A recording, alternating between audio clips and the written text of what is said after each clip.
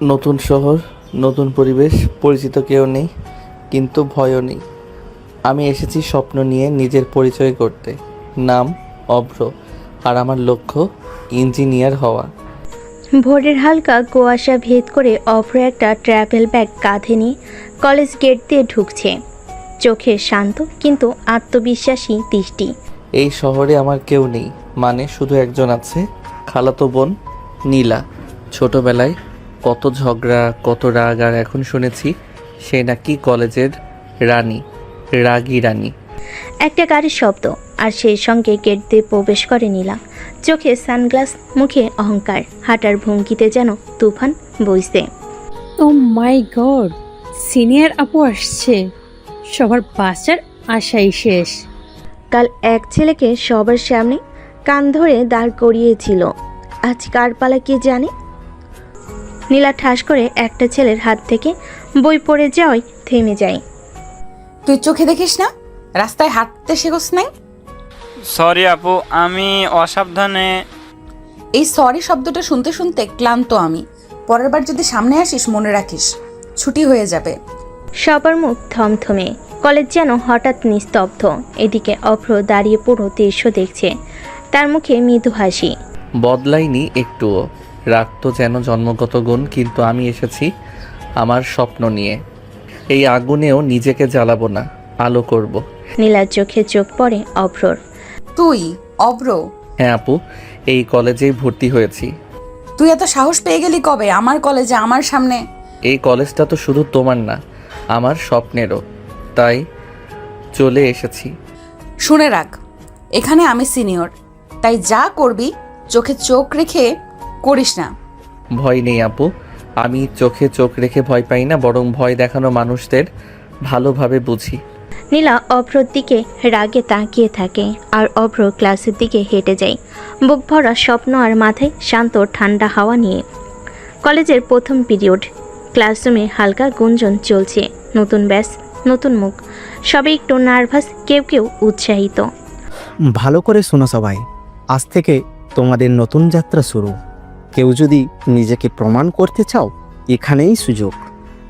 অভ্র সামনের বেঞ্চে বসে, গা ঢাকা পোশাক, চোখে শান্ত চোখ, কিন্তু মনটা একদম ফোকাসড। আচ্ছা, ক্লাসে কেউ কি আছে যে একটু পরিচয় দিয়ে বলতে পারো তোমার লক্ষ্য কি? সবার মাঝ থেকে অভ্র হাত তোলে। আমার নাম অভ্র, আমি এই শহরে নতুন। আমার লক্ষ্য একজন দক্ষ ইঞ্জিনিয়ার হওয়া। কারো চেয়ে বেশি কিছু হতে চাই না, কিন্তু নিজের সেরা ভার্সনটা তৈরি করতে চাই। ক্লাসে হালকা হাততালি। দেখছিস, নতুন ছেলেটা তো একদম সিরিয়াস। আর সিনিয়র আপুর খালাতো ভাই, রক্ষা করো। এই সময় ক্লাসের দরজা ঠাস করে খুলে যায়। নীলা প্রবেশ করে, চোখে রোদ চশমা, হাতে কফি কাপ, মুখে সেই চিরচেনা অহংকার। ওহ নীলা, তুমি এসেছো, ভালো হয়েছে। নতুনদের ক্লাসে তোমার উপস্থিত জরুরি ছিল।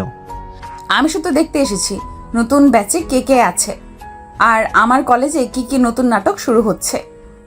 নীলার চোখ অভ্রর উপর পড়ে এবং সে সরাসরি অভ্রের পাশের বেঞ্চে গিয়ে বসে। তুই এখানে শান্তিতে পড়তে এসেছিস, না আমাকে টপকাতে?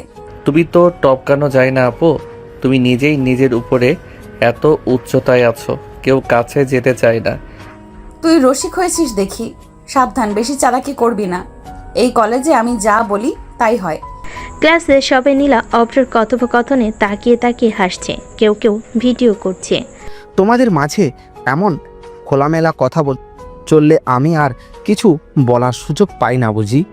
বেল পরে, ক্লাস শেষ, সবে বেরিয়ে যাচ্ছে। অভ্র নিচু হয়ে বই গোছাচ্ছে, আর তখনই এই শুন অব্র, তুই কি ভাবিস নিজেকে? একজন স্বপ্নবাজ ছেলে যে নিজেকে নিয়ে ব্যস্ত, আর তোমার মতো রাগী আপুর সাথে ঝগড়া করার মতো সময় নেই। তুই আমাকে পাত্তা দিস না। পাত্তা দিলে তো আর নীলা আপুর আগে গরম হতো না। নীলা দাঁড়িয়ে থাকে থমথমে মুখে, যেন অভ্রর মাথায় আগুন ছুঁড়ে মারবে। দিনটা ছিল হালকা ঠান্ডা, ক্লাস শেষ হয়ে গেছে। অভ্র লাইব্রেরির এক কোণেই বসে বই পড়ছে। মানুষ অনেক সময় নিজের কষ্ট, অপমান, গালাগালির মধ্যেও চুপ থেকে লড়ে যায়। আমারও এখন সেই সময়। সবার চোখে হয়তো আমি কিছুই না, কিন্তু একদিন এই নাম অব্র হয়ে উঠবে সম্মানের প্রতীক। এ সময় লাইব্রেরির দরজা ঠাস করে খুলে যায়। নীলা ঢোকে, চোখে আগুন, মুখে তাচ্ছিল। তুই এখানে কি করিস? লাইব্রেরিতে বসে বই মুখস্থ করে ভাবছিস তুই আমাকে ছাড়িয়ে যাবি? আমি কাউকে ছাড়িয়ে যেতে আসিনি, শুধু নিজেকে খুঁজতে এসেছি। এত বড় কথা? তুই জানিস আমি এই কলেজের সবার সেরা, কেউ আমার সামনে দাঁড়াতে পারে না। সেরাদের ভয় যদি এত থাকে কেউ টপকে যাবে, তবে সেটা অহংকার নয়, দুর্বলতা। তুই আমাকে দুর্বল বলছিস? আমি তো কিছু বলিনি আপু, আপনি নিজেই বুঝে গেলেন।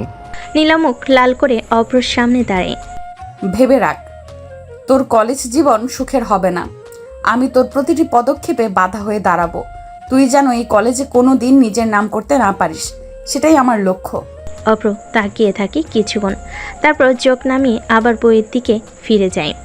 চেষ্টা করো আপু, তোমার বাধা, তোমার রাগ, তোমার ঘৃণা, এগুলোই হবে আমার জয়ের চাবিকাঠি। পরের দিন সকালে একটা নোটিশ বোর্ডের সামনে ভিড়। সব আগামী সপ্তাহে কলেজে প্রেজেন্টেশন প্রতিযোগিতা। সকল ক্লাসের মধ্য থেকে বাছাই হবে একজন বিজয়ী প্রতিনিধি। আবার চোখে পড়ে অভ্রের নামও সেই লিস্টে। ওই নতুন জুনিয়র শুভ্রকেও রাখা হয়েছে, ও তো ভালো কথা বলে। তবে তো সমস্যা, আমাদের সিনিয়র আপু তো জিতে যেত সব সময়, এখন তো লড়াই জমে যাবে। এই কথা শুনে দূর থেকে নীলা দাঁড়িয়ে শুনে চোখে জ্বলে ওঠে আগুন। অব্র, তুই আমার নামের পাশে নিজের নাম রাখার সাহস পেলি? ঠিক আছে, এবার আমি তোকে এমনভাবে নিচে নামাবো তুই নিজের ছায়া থেকেও লজ্জা পাবি। কলেজের একটি হলরুমে প্রেজেন্টেশনের প্রস্তুতির জন্য সবাই জড়ো হয়েছে। ছাত্রছাত্রীরা নিজেদের কাজ নিয়ে ব্যস্ত। অভ্র এক কোণে ল্যাপটপে টাইপ করছে, নোট লিখছে। এই প্রথম একটা সুযোগ পেলাম নিজেকে প্রমাণ করার, সবার সামনে আমার স্বপ্নের কথা বলার, কিন্তু জানি এটা সহজ হবে না, কারণ এক আগুন পৃথিবী আমার সামনে দাঁড়িয়ে।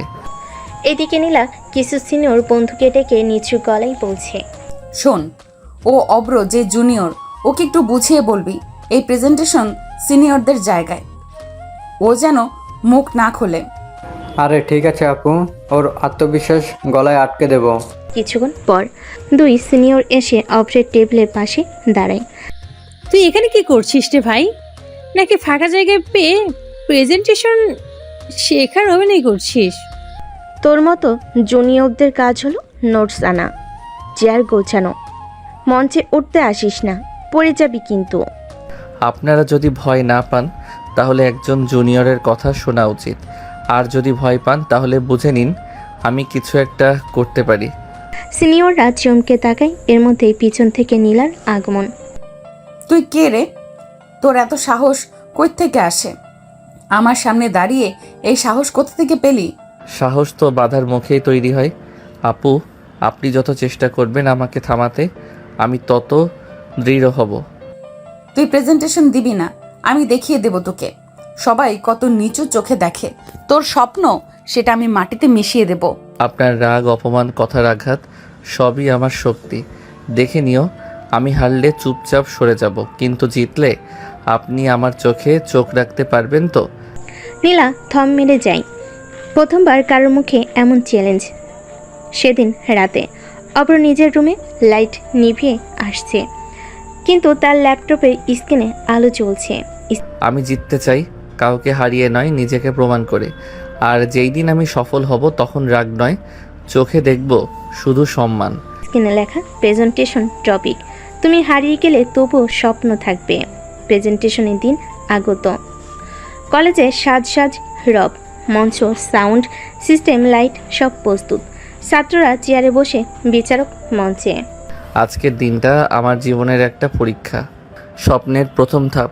আমি জানি নীলা আপু চায় না আমি সামনে যাই, কিন্তু আমি ভয় পাই না, কারণ আমি তো কারো জায়গা নিতে আসিনি, আমি এসেছি নিজের জায়গা খুঁজতে। অব্র শেষবারের মতো তার ল্যাপটপে প্রেজেন্টেশন ফাইল খুলে দেখে ঠিকঠাক চলছে, কিন্তু সে জানে না কেউ ওর অনুপস্থিতিতে ফাইলটা নষ্ট করে দিয়েছে। পেছনে একটি সিন।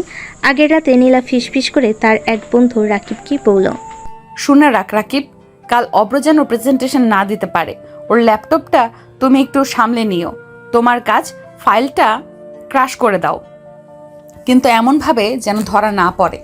আপু, দুনিয়ার কেউ অভ্রের স্বপ্ন পূরণ করতে পারবে না যদি আপনি সামনে থাকেন। বর্তমান সময়ে কলেজে বড় অডিটোরিয়াম।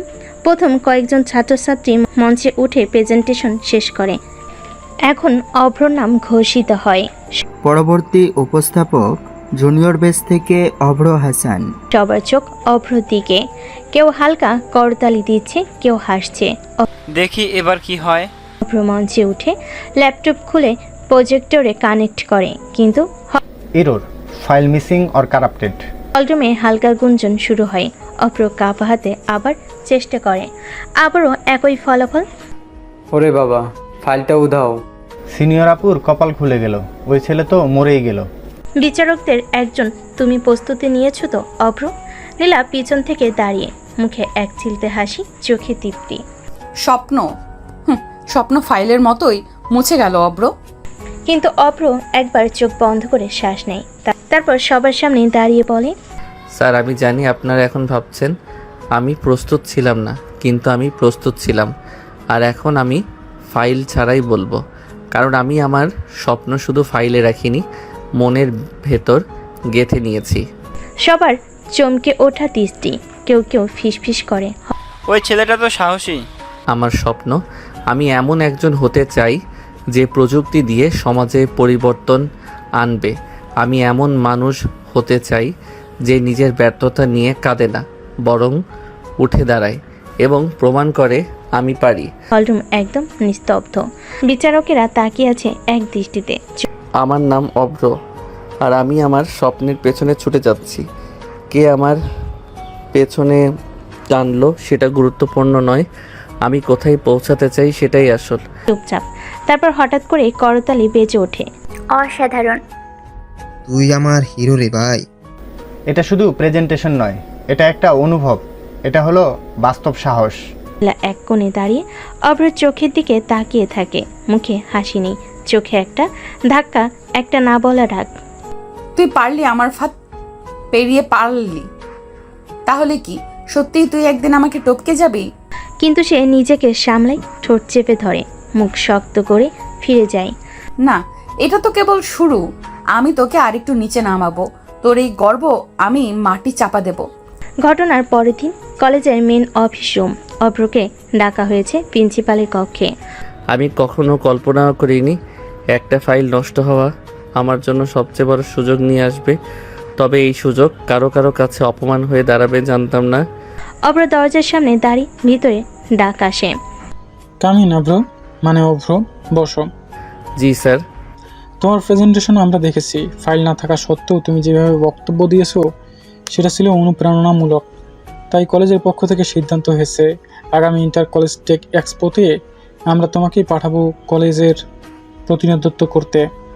অভ্র স্তব্ধ, চোখ বড় হয়ে যায়। স্যার আমি তো মাত্রই ভর্তি হয়েছি, আমি জানি না আমি কি সেই দায়িত্ব নিতে পারবো। তোমার ভয় নেই, কেউ কেউ হয়তো জন্ম থেকেই লড়ে, আর কেউ কেউ লড়াইয়ের মধ্যেই জন্মায়। তুমি দ্বিতীয় জন, আমরা বিশ্বাস করি তুমি পারবে। খবর ছড়িয়ে পড়ে পুরো কলেজে। ওই অভ্র না, ওকে তো কলেজ এক্সপোতে পাঠাচ্ছে। নীলা আপু তো ফাইনাল ইয়ারে, ওকে বাদ দিয়ে জুনিয়র। এই কথাগুলো পৌঁছে যায় ঠিকই নীলার কানে। নীলার রুম, সে আয়নার সামনে দাঁড়িয়ে একা। এই ছেলেটা, খালাতো ভাই বলে ওকে সহ্য করতাম, আর এখন আমার জায়গা নিচ্ছে। সে চেয়ার থেকে উঠে হেঁটে যায় জানালার পাশে, মনের মধ্যে ঘূর্ণিঝড়। না না, এটা হতে পারে না। আমার জায়গা, আমার স্টেজ, আমার সম্মান, সব কিছু ওই জুনিয়র ছেলেটা নিয়ে নিচ্ছে। সে ফোন তুলে প্রিন্সিপাল স্যারের অ্যাসিস্ট্যান্টকে কল করে। আমি জানতে চাই ইন্টার কলেজ এক্সপোতে কেন আমাকে নয় একজন জুনিয়রকে পাঠানো হচ্ছে। নীলা, স্যারের নির্দেশে এই সিদ্ধান্ত হয়েছে। তিনি বলেছিলেন এটা শিক্ষার্থীদের মেধার ভিত্তিতে হচ্ছে, সিনিয়র জুনিয়র দেখে নয়। ঠিক আছে, তাহলে যুদ্ধই হবে। আমি অব্রকে এমন একটা জায়গায় নিয়ে যাব যেখান থেকে সে শুধু হারাবে না, গুড়িয়ে যাবে। পরদিন কলেজ ক্যাম্পাসে অভ্র লাইব্রেরিতে নোট নিচ্ছে। হঠাৎ পিছন থেকে ছায়ার মতো এসে দাঁড়ায় নীলা। তুই খুব খুশি তাই না অব্র? সবাই তোকে বাহানা দিচ্ছে, সম্মান দিচ্ছে, কিন্তু একটা কথা বলি আপু, আপনি যদি বলতে চান আমি এটা ডিজার্ভ করি না, তাহলে আগে আমি শুনে ফেলেছি। না না, আমি তোকে কিছু বলছি না। আমি তোকে দেখব, আমি তোকে দেখাবো তুই যে মেধাবী সেটা প্রমাণ করতে পারিস, কিন্তু আমি প্রমাণ করব তোর সম্মান কতটা ঠুনকো। আপু আপনি চেষ্টা করেন, যত বেশি ফেলে দেবে আমি তত শক্ত করে উঠব, কারণ আপনি আমার বাধা না, আপনি আমার শক্তি। নীলা দাঁড়িয়ে থাকে হতবাক মুখে, একসময় ঘুরে চলে যায়, কিন্তু এবার তার চোখে তীব্র এক প্রতিশোধের আগুন। কলেজে হঠাৎ করে নতুন একটি নোটিশ বোর্ডে ঝুলে দেওয়া হয়, ডিবেট কম্পিটিশন সিনিয়র বনাম জুনিয়র পেস্টিস ম্যাচ। নোটিশেই স্পষ্ট লেখা, প্রধান সমন্বয়ক নীলা রহমান সিনিয়র লিডার। প্রতিযোগিতার মূল টপিক সিনিয়রদের প্রভাবী শিক্ষার্থীদের ভবিষ্যতের মূল ভিত্তি। ক্লাসরুমে অভ্র তার বন্ধু রাহাত বসে আছে। নোটিশ দেখে অভ্র চুপচাপ। এই টপিক তো খালি সিনিয়রদের গ্লোরিফাই করে, মানে একদম একপাক্ষিক। তুই তাতে যাবি? জানি টপিকটা ফাদ, কিন্তু পালিয়ে গেলে ওরা বলবে আমি ভয় পেয়েছি, আর আমি জানি এটার পেছনে কে আছে। এদিকে কলেজের অডিটোরিয়ামে প্রস্তুতি চলছে। নীলা একের পর এক রিহার্সেল নিচ্ছে, অন্য সিনিয়রদের ব্রিফ করছে। তোমরা যাই করো, অভ্র যেন 1 সেকেন্ডের জন্য আত্মবিশ্বাস না পায়। ওর যুক্তি থামিয়ে দেবে তোমরা, আমি ওর উপর মানসিক চাপ দেব। তাই ও যখন মঞ্চে উঠবে ওর মুখ দিয়ে শব্দই বের হবে না। আপু, এবার তো আপনার পুরনো রাজত্ব আবার ফিরছে। আমি রাজত্ব দান করিনি, হারিয়েও দিইনি, সাময়িকভাবে নীরব ছিলাম। এবার আমার আওয়াজে আবার কাঁপবে সব। প্রতিযোগিতার দিন অডিটোরিয়ামে উপচে পড়া ভিড়, বিচারকের টেবিল প্রস্তুত। ডিবেট শুরু হচ্ছে। প্রথমে সিনিয়র দলের প্রতিনিধি নীলা রহমান, এরপর জুনিয়র দল থেকে অভ্র হাসান। নীলা মঞ্চে উঠে যায়, গলায় আত্মবিশ্বাসের ঢেউ। আমরা সিনিয়ররা শুধু বয়সে বড় নই, অভিজ্ঞতায়ও। একজন জুনিয়রের কোনো অধিকার নেই সিনিয়রের পাশে দাঁড়ানোর। এই কলেজে আজ পর্যন্ত কোনো জুনিয়র আমাদের ছাড়িয়ে যেতে পারেনি এবং পারবেও না। টালে শব্দ ওঠে, অনেক সিনিয়ররা হুঙ্কার দিচ্ছে, উল্লাস করছে। এখন কিছু মানুষ ভাবছে তারা মুখ খুললেই বড় হয়ে যাবে। তাদের আমি বলি, খালি আওয়াজে কেউ বড় হয় না, কাজের প্রমাণ দরকার। অভ্র শান্তভাবে চেয়ার থেকে উঠে ধীরে ধীরে মঞ্চে উঠে দাঁড়ায়। সিনিয়র আপু আমাকে বারবার ছোট করেছে, আজও করছে, কিন্তু আমি যদি চুপ থাকি তবে তোর কথাই সত্যি হবে। আজ কথা বলার সময় নিজের হয়ে সকল জুনিয়রের হয়ে। আমি জুনিয়র, বয়সে ছোট, অভিজ্ঞতায়ও, কিন্তু আমি জানি সম্মান বয়স দেখে আসে না, কাজ দেখে আসে। সিনিয়ররা শ্রদ্ধার পাত্র, যদি তারা পথ দেখায়, পথ আটকায় না। সবার মুখে বিস্ময়, কেউ কেউ দাঁড়িয়ে শুনছে। সিনিয়র আপুর মতে আমি শুধু মুখ খুলেছি, কিন্তু কখনো শুনেছেন কিনা জানি না, নীরবতাও এক প্রকার চিৎকার। আমি চিৎকার করিনি, আমি শুধু সত্য বলেছি, কাজ দিয়ে প্রমাণ করেছি। আমার স্বপ্নকে কেউ থামাতে পারেনি, কারণ সেটা আমার বিশ্বাসের অংশ। আপনার সিনিয়র আমি শ্রদ্ধা করি, কিন্তু ভয় করি না। চারিদিক নিস্তব্ধ। তারপর এক দফা গর্জে ওঠা করতালি। বিচারকেরাও হাসছেন। নীলা থম মেরে বসে আছে, কেউ বিশ্বাসই করতে পারছে না, সবাই অভ্রকে শুনছে। এটা কি হচ্ছে? কিভাবে সবাই ওকে শুনছে, ওর পাশে দাঁড়াচ্ছে? সে হাত শক্ত করে মুষ্টিবদ্ধ করে। এই অপমান আমি মেনে নেব না। আগামীবার আমি শুধু ওকে হারাবো না, ওকে ভেঙে দিব। ডিবেট শেষে 2 দিন কেটে গেছে। অভ্র কলেজে আসছে, কিন্তু লোকজনের দৃষ্টি কিছুটা অদ্ভুত। কে যেন হঠাৎ করে তাকে দেখে ফিসফিস করছে, কেউ আবার চোখে চোখ রেখে তাকে কটাক্ষ করছে। এই দৃষ্টি আমি চিনি না। গত সপ্তাহে যারা করতালি দিয়েছিল আজ তারা মুখ ঘুরিয়ে নিচ্ছে। কি হয়েছে? কে কি বলেছে? অভ্র ক্লাসে ঢুকে দেখে তার ডেস্কে একটা কাগজ পড়ে আছে, কাগজে লেখা, অভ্রকে নিয়ে সাবধান, ও শুধু মুখে ভালো, পিছনে অন্যরকম। সিনিয়রদের প্রতি তার কোনো সম্মান নেই।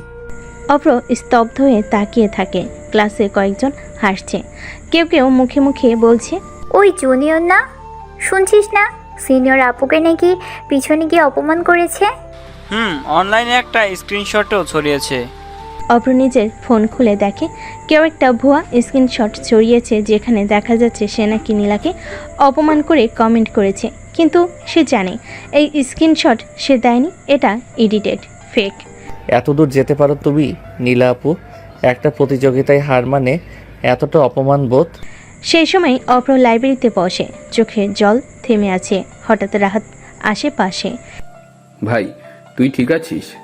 জানি না রাহাত, আমি কখনো কারো সম্মান নষ্ট করিনি, কিন্তু আজ সবাই বিশ্বাস করছে আমি একজন সম্মানহীন কুৎসিত মানুষ।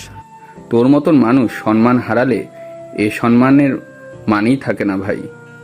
সত্যি টিকে থাকে, শুধু একটু সময় লাগে।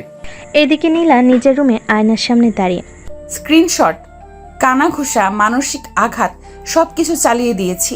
এবার অব্র নিশ্চয়ই চুপ হয়ে যাবে। যে ছেলেটা এত কথা বলতো এখন নিশ্চয়ই মাথা নিচু করে হাঁটবে। হেসে ফেলে, ঠোঁটের কোণে সেই অহংকারের হাসি।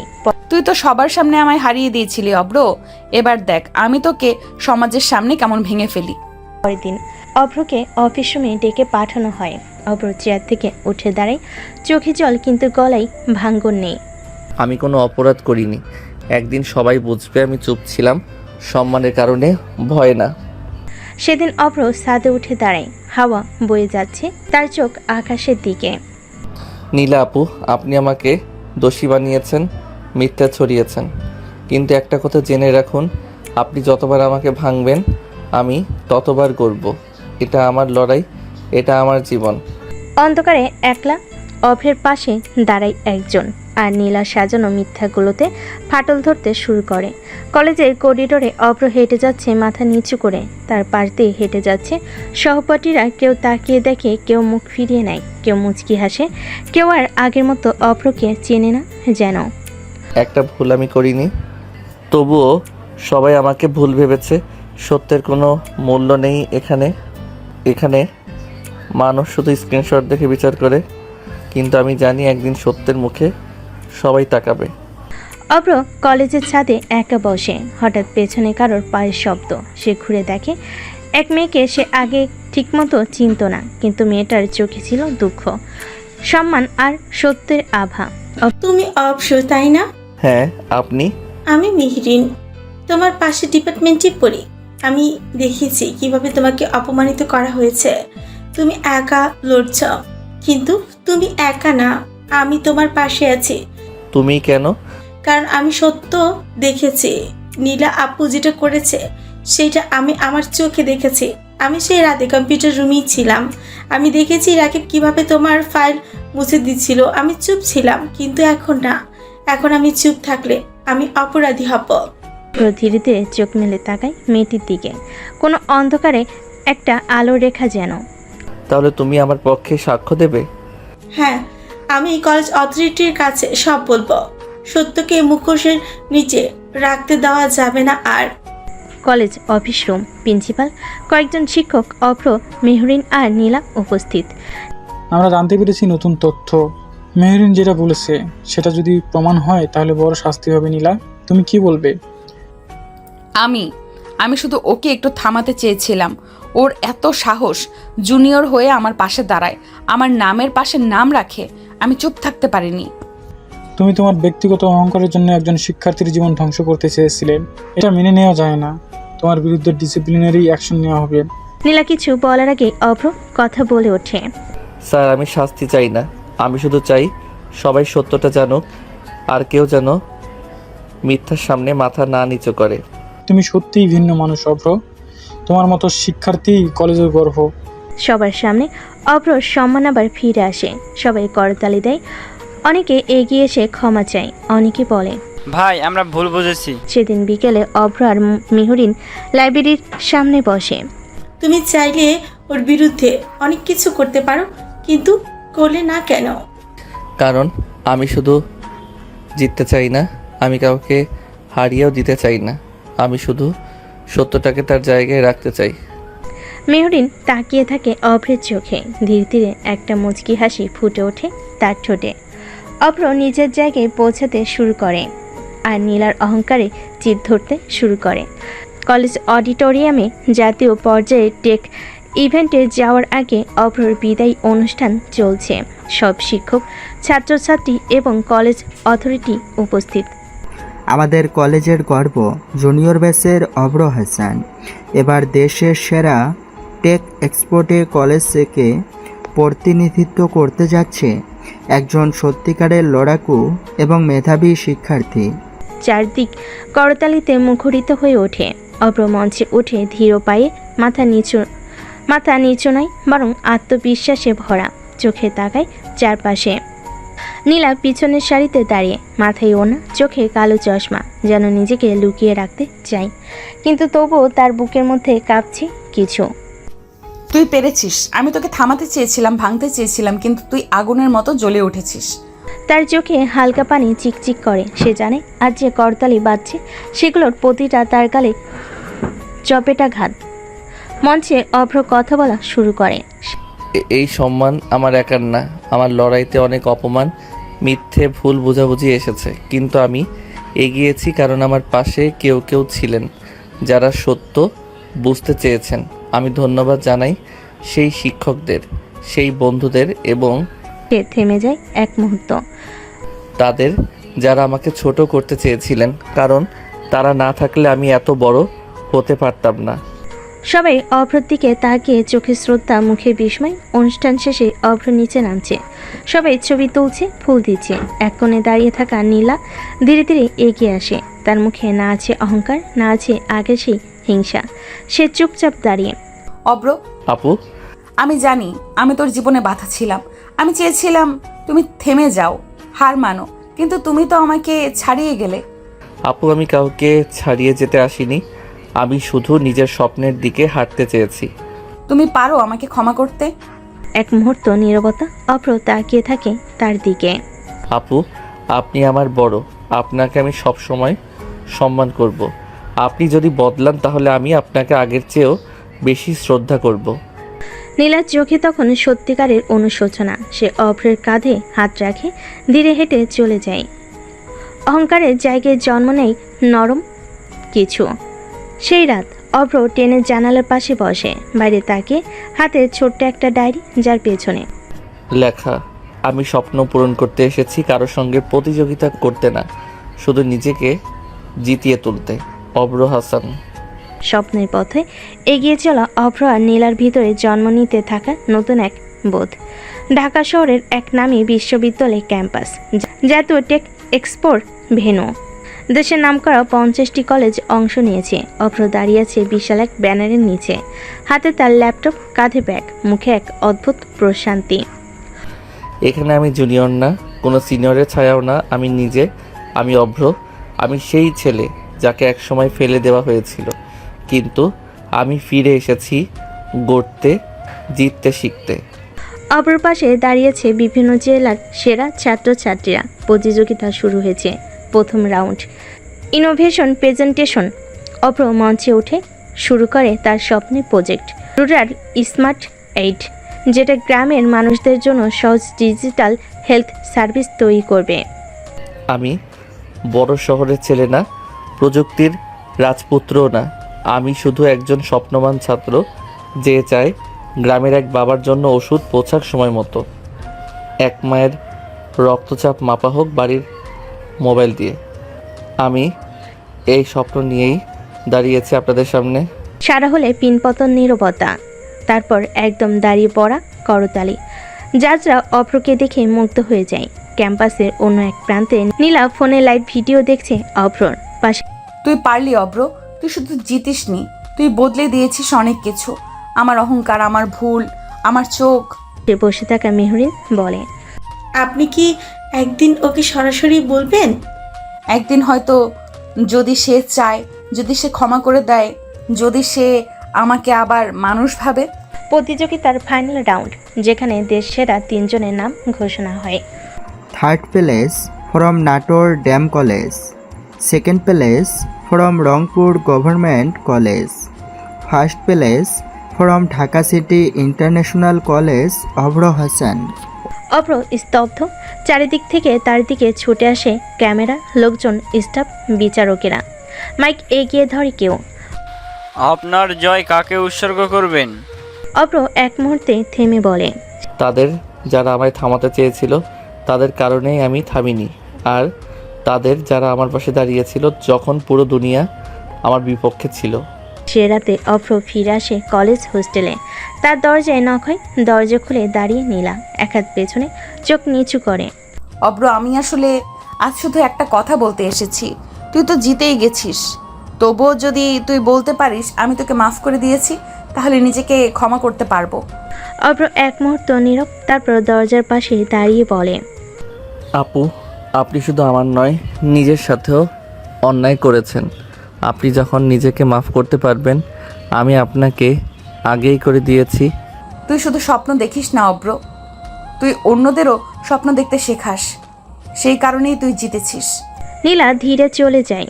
অভ্র চুপ করে দাঁড়িয়ে থাকে, তার চোখে তখন মৃদু হাসি, ঠোঁটে একটাই শব্দ, ধন্যবাদ আপু। College campus. অভ্র এখন সকলের চোখে বুদ্ধিমান, সাহসী, শান্ত একজন শিক্ষার্থী। তার ক্লাসে পর লাইব্রেরিতে, এমনকি ক্যান্টিনও অনেকে এসে কথা বলে সাহায্য চায়। সব কিছু বদলে গেছে। অপমান, ভয়, অভিযোগের সেই দিনগুলো এখন পেছনে। তবে একটা জিনিস এখনও অদৃশ্য, ভালো লাগা নামক অনুভব। আমি কখনো সময় দেইনি সেটাকে বেড়ে ওঠার। এদিকে মেহরিন প্রায় আসে অভ্রের পাশে, প্রজেক্টের সাহায্য, ক্লাস নোট শেয়ার, এমনকি হোস্টেলের ছাদেও বসে কিছুক্ষণ কথা বলে। তুই সবসময় এত গম্ভীর থাকিস কেন? একটু হাস, একটু মজা কর। আমি যদি হাসতে শিখি তাহলে এই শহরও হাসবে, তাই সময় নিচ্ছি। মেহরিন হেসে ফেলে একটা নিষ্পাপ হাসি, কিন্তু তার চোখে লুকিয়ে থাকা একটা অনুভব সে নিজে হয়তো বোঝে না এই ছেলেটার জন্য তার ভেতরে কি জন্ম নিচ্ছে। তবে এদিকে নীলা এখন একদম পাল্টে গেছে। আগে সেই অহংকারী রাগী সিনিয়র আজ নিজের ভুল বুঝতে শিখেছে। সে মাঝে মাঝে অভ্রকে দূর থেকে দেখে, কিন্তু মুখোমুখি হয় না। সে জানে সে তার জায়গা হারিয়েছে, তবুও তার মন বলে হয়তো অভ্র তাকে ভুলেনি। একদিন কলেজে একটা ফেয়ারওয়েল প্রোগ্রাম হয় সিনিয়রদের জন্য। নীলার ব্যাস বিদায় নিচ্ছে। সব সিনিয়ররা শাড়ি পরে এসেছে। মঞ্চে গান, নাটক, কবিতা চলছে। হঠাৎ প্রিন্সিপাল ঘোষণা দেন, এবার এক বিশেষ অতিথি আমাদের বক্তৃতা দেবে, অভ্র হাসান, যার নাম শুধু আমাদের কলেজে না, দেশের বহু প্রতিযোগিতায় আলো ছড়িয়েছে। অভ্র মঞ্চে উঠে সবাই করতালি দেয়। নীলা চুপচাপ বসে, চোখে অদ্ভুত এক অনুভব। এই কলেজ শুধু আমার শিক্ষার জায়গা ছিল না, এটা ছিল আমার প্রথম যুদ্ধের মাঠ। আমি এখানেই শিখেছি কে বন্ধু, কে প্রতিদ্বন্দ্বী, আর কে মন থেকে দুঃখ দিয়ে অনিচ্ছায় আপন হয়ে যায়।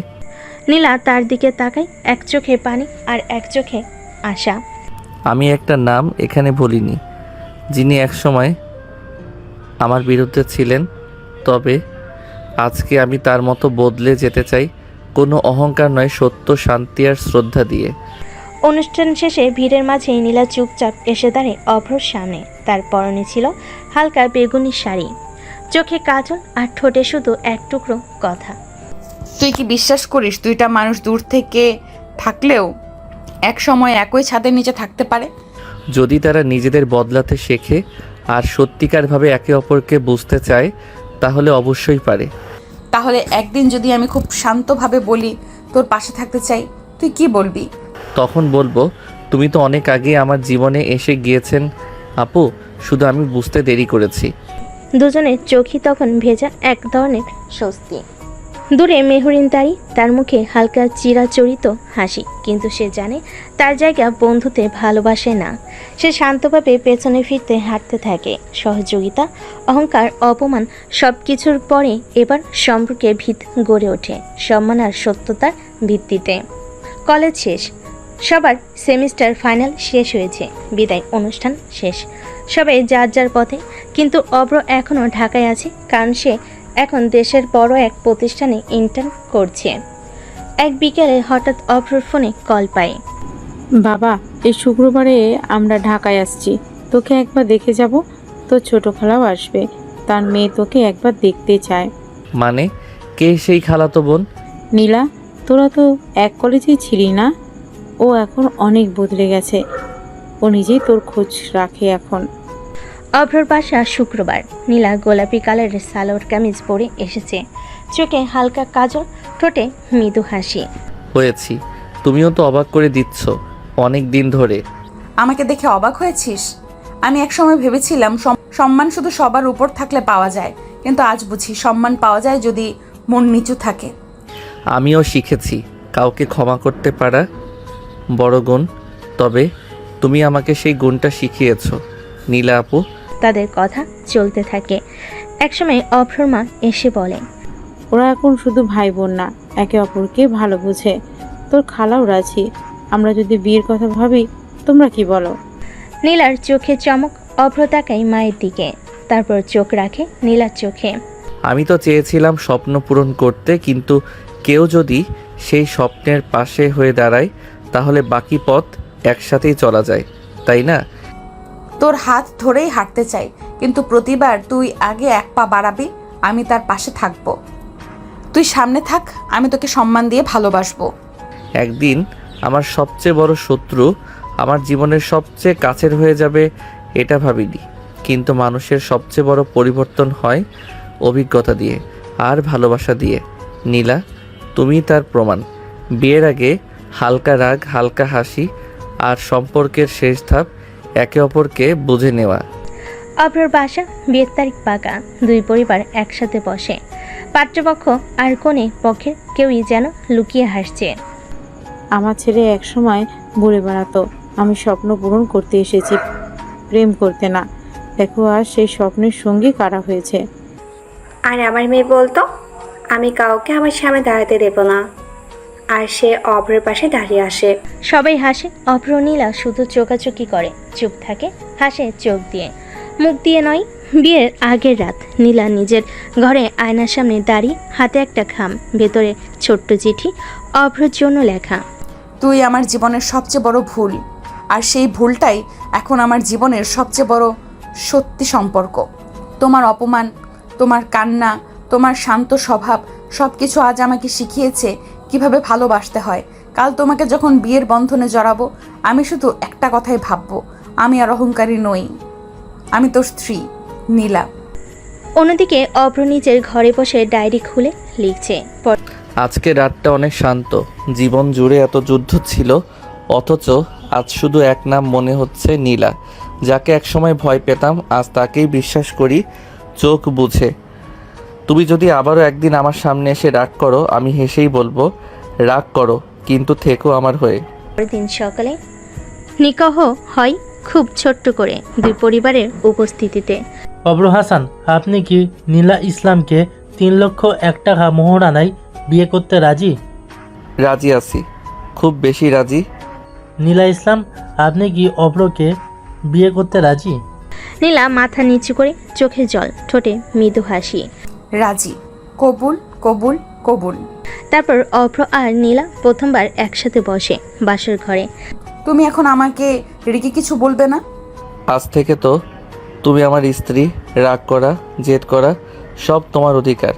শুধু একটা কথা, ভালোবাসাটা কখনো হারাবে না, ঠিক আছে? ভালোবাসা তোকে রাগ করে শুরু করেছিলাম, এখন সেটা চিরদিনের জন্য রেখে দিতে চাই। বিয়ের পর শুরু হয় নতুন সম্পর্ক, নতুন বোঝাপড়া, নতুন ঝগড়া, আর পুরনো ভালোবাসার নতুন রূপ, নতুন সংসার। অভ্র নীলা এখন এক ঘরে স্বামী স্ত্রী হয়ে। সকালের আলোয় অভ্রর ঘুম ভাঙে। পাশে তাকিয়ে দেখে নীলা আয়নার সামনে বসে মাথায় ঘোমটা দিয়ে কপালে পড়ছে। এই যে, আমি তো নতুন বউ দেখে উঠতেই পারলাম না। তুমি এত সকালে উঠে কি করবে? তোমার এই মুখ দেখেই তো বাঁচি, আর যদি রাগ না করো তাহলে তো জীবনটা হেসে চলে যাবে। যত কথা, রাগ করলে তোমাকে এখন থেকেই রান্নাঘরে পাঠিয়ে দেব। ওই মিষ্টি রাগটা যদি না থাকতো তাহলে আমি যে প্রেমে পড়তাম না। দুজনই হেসে ওঠে। ঘরের দেওয়ালে এখন আর বিভাজন নেই, এখন সেখানে দুইটা আত্মা, একটাই সম্পর্ক। দুপুরের খাবার টেবিল, অভ্র খাচ্ছে আর নীলা রান্না করে। আজ বুঝি মরিচ একটু বেশি পড়েছে। তাহলে আর খেতে হবে না, বাইরে গিয়ে খেয়ে আসো। এই যে রাগ, এটাতে আমি বাঁচি। তুই ঠিক আগের মতোই আছো নীলা। তুমিও তো বদলাওনি, আজও ঝগড়া করার সময় আমার চোখে তাকিয়ে হাসো। আজ নীলা রান্না করেছে। সন্ধ্যাবেলা অভ্র অফিসের ল্যাপটপ নিয়ে ব্যস্ত। নীলা পাশ থেকে বসে রিমোট হাতে বসে সিরিয়াল দেখতে চায়। একটা দিন তোমাকে সারাদিন পাই না, এখন আবার কাজ করবে? তুমি তো আমার সব কাজের একমাত্র কারণ। এই ঘর, এই সংসার, এই স্বপ্ন, সব কিছু তোমার জন্য।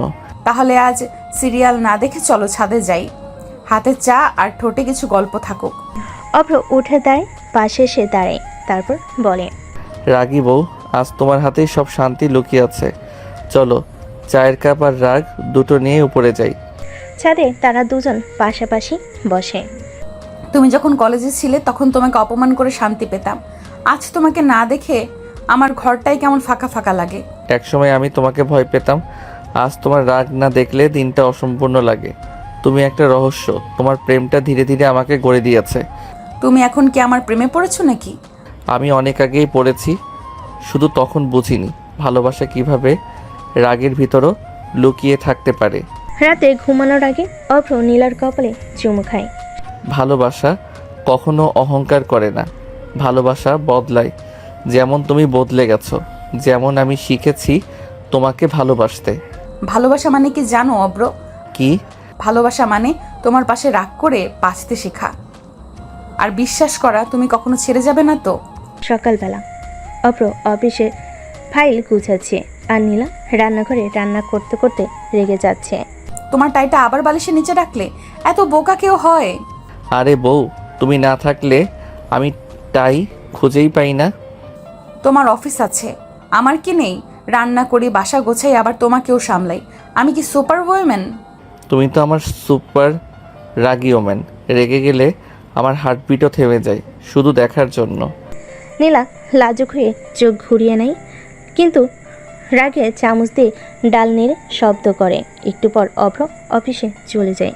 নীলা তার ফোনে একটা রিমাইন্ডার পায়, আজ তাদের বিয়ের 1 মাস পূর্ণ হয়েছে। এই ছেলেটা আজ কিছু মনে রাখবে না, রোজ ফুল কিনে আনে। আজ তো একটা মেসেজও দেয়নি। ভুলে গেলে তোমার রুম লক করে দেব।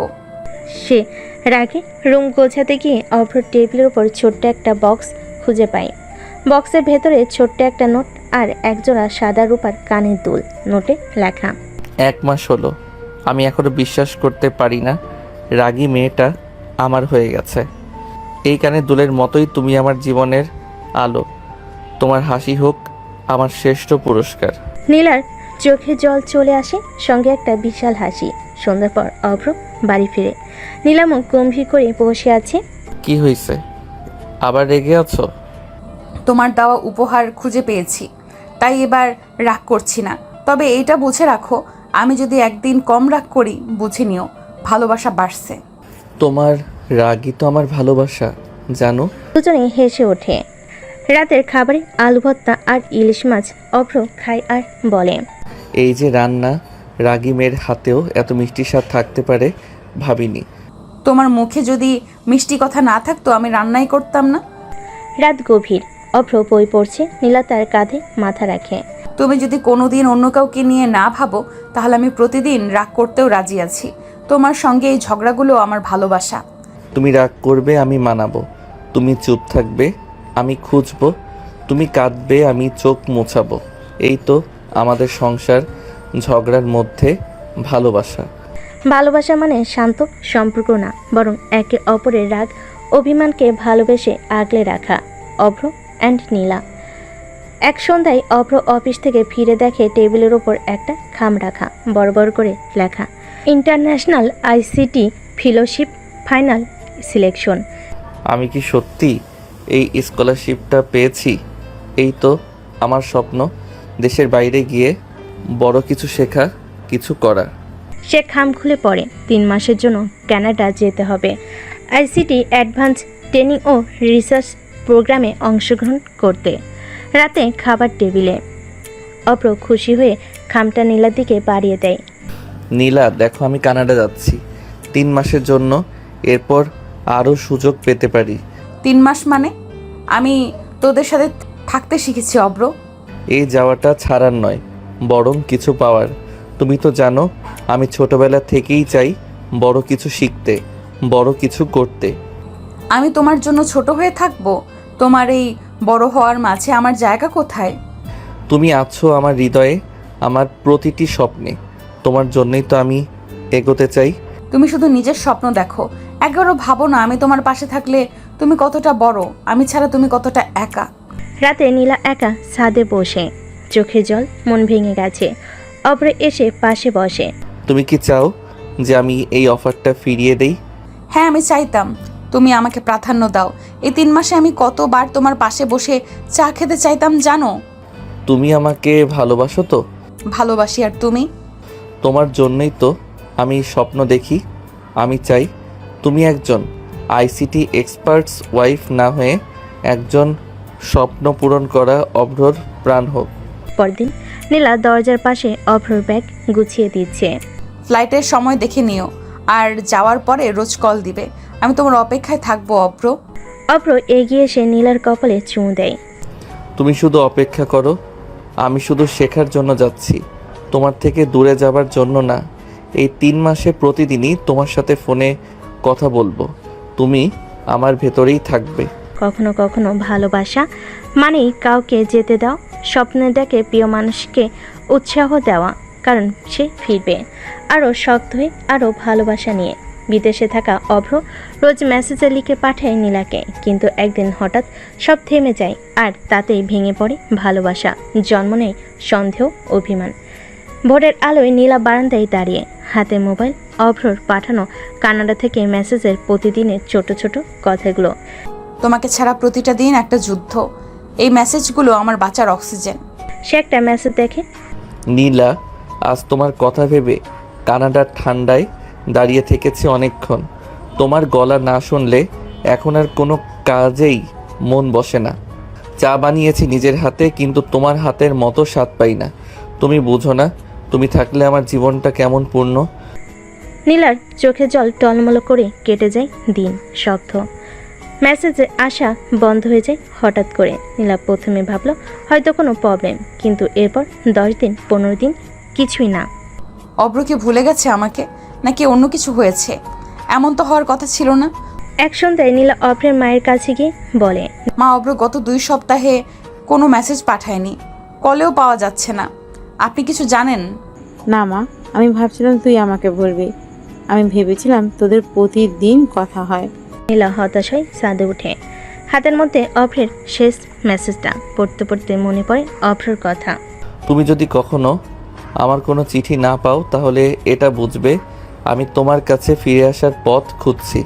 ভয় পাবে না, রাগ করবে না, তুমি শুধু আমার জন্য অপেক্ষা করো। এর লাইনগুলো পড়ে চোখে জল আসে, কিন্তু হৃদয় বোঝে কিছু একটা ঠিক নেই। রাতে নিজের ডায়েরিতে লিখে, আজ 18 দিন হলো অভ্রর কোনো খোঁজ নেই, মেসেজ নেই, ফোন নেই, বার্তা নেই।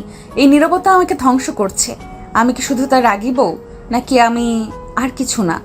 একদিন অভ্রদের পাশের বাড়ির একজন মহিলা এসে বলে, অভ্রকে নাকি এক গার্লস প্রজেক্টের সঙ্গে দেখা গেছে। কাজের মেয়েটার নাম সামারা, কানাডার প্রজেক্ট লিডার। ওরা নাকি একসাথে প্রায়ই থাকে। নীলার মুখ শুকিয়ে যায়, চোখ দুটো রাগে জ্বলে ওঠে। তাহলে সে আমাকে ভুলে গেছে? আমার রাগ, আমার ভালোবাসা, আমার সব কিছু ভুলে গেছে? রাতে নিজের ঘর লক করে বসে থাকে, কোনো খাবার খায় না, কারোর সঙ্গে কথা বলে না। তুই আমার না হোস, তাহলে আমি কেন তোর জন্য জীবনটা বন্ধক রাখবো? তোর সব মেসেজ আর রাখবো না আমি। তুই আর আমার কিচ্ছু না, কিচ্ছু না। অভ্র ফিরে এসেছে 3 মাসের প্রশিক্ষণ শেষে, কিন্তু যে ঘরে সে ফিরেছে সে ঘরে যেন সব পুড়ে ছাই। হযরত শাহজালাল আন্তর্জাতিক বিমানবন্দর, ঢাকা। অভ্র চোখে সানগ্লাস, হাতে সুটকেস, মুখে ক্লান্তি, মনে উত্তেজনা। 3 মাস, 3টা মাস কেটে গেল। প্রতিদিন মেসেজ দিয়েছি, প্রতিদিন ভালোবেসেছি। আজ তাকে জড়িয়ে ধরবো আর বলবো, তুমি আমার অর্জন, তুমি আমার ঘর। সে সরাসরি বাসায় যায়। দরজার সামনে দাঁড়াতেই হালকা শিউরে ওঠে। এই দরজার অপরে এক অদ্ভুত নীরবতা। নীলা, আমি এলাম, দরজা খোলো তো। দরজা খুলে যায়। সামনে দাঁড়িয়ে নীলা, চোখ লাল, চেহারা শুকনো, ঠোঁটে কোনো হাসি নেই। তুমি তুমি এমন কেমন হয়ে গেছো? 3 মাস ধরে আমি জানতাম না তুমি বেঁচে আছো কিনা। তুমি আমাকে ভুলে গেছো, আমাকে একটা মেসেজও দাওনি, খোঁজ নিছো আমার আমি কেমন আছি। অভ্র থমকে দাঁড়ায়। কি বলছো? আমি তো রোজ মেসেজ লিখেছি। শেষের দিকে সামারা নামে একজন অফিসের সহকর্মী আমার সাথে কাজ করছিল ঠিকই, কিন্তু আমি তো তোমাকে একদিনও ভুলিনি। তুমি কি ভাবছো আমি এসব বিশ্বাস করব? সবাই তো বলেছে তুমি ওর সঙ্গে সময় কাটাচ্ছ। আমি তোমাকে ফোন করতে পারিনি, মেসেজও পাইনি। তুমি ছিলে সামরার, আমি তো শুধু অপেক্ষা করা এক বোকা বউ। ধীরে কাছে আসে, নীলার হাত ধরে। নীলা, বিশ্বাস করো, সামারা আমার সহকর্মী মাত্র। মেসেজ আমি পাঠিয়েছিলাম, হয়তো পৌঁছায়নি, কিন্তু তুমি কেন একটা বারও কল করনি? কেন বিশ্বাস হারালে? কারণ তুমি আমার হৃদয়টা ভেঙে দিয়েছিলে অব্র। আমি তোমাকে বিশ্বাস করছিলাম আমার সব কিছু দিয়ে, আর তুমি আমাকে ছেড়ে দূরে গিয়েছিলে। ভালোবাসা দূরত্ব সইতে পারে না। মুহূর্তে নীরবতা। অব্র মোবাইল বের করে একটা মেসেজ বের করে দেখায়। এই মেসেজটা আমি ফিরতি ফ্লাইটে লিখেছিলাম। নীলা, তুমি যদি কখনো আমার উপর অভিমান করো তাহলে চোখের পানি ফেলো, কিন্তু আমাকে ভুল বুঝো না। আমি তোমার স্বামী, তোমার মানুষ, তোমার পাশে থাকার জন্যই শিখছি, তোমার জন্যই নিজেকে তৈরি করছি। আমার স্বপ্ন মানে তুমি। আমি ফিরছি শুধু তোমার জন্য। কাঁপতে কাঁপতে মেসেজটা পড়ে, তারপর এক ঝটকেই অভ্রর বুকে মুখ লুকিয়ে ফেলে। আমি তোকে ভুল বুঝে ফেলেছিলাম অব্র। আমি তো তোমার জন্য বাঁচতাম। তুমি ভুল বুঝেছ, কারণ তুমি আমায় ভালোবাসো। ভালোবাসা যেখানে গভীর হয় সেখানে অভিমানও গভীর হয়। কিন্তু দেখো, আমি ফিরে এসেছি কারণ তুমি এখনো আমার ঘর। সকাল 8টা।